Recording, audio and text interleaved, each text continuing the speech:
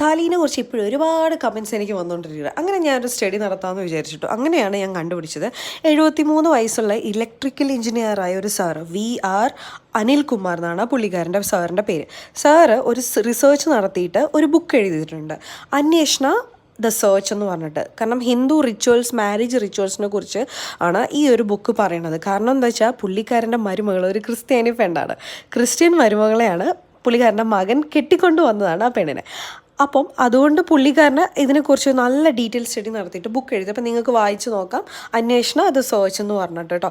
അപ്പോൾ അതിൽ പുള്ളിക്കാരൻ പറഞ്ഞിട്ടുള്ളത്, thali or mangalsutra is not a Vedic tradition.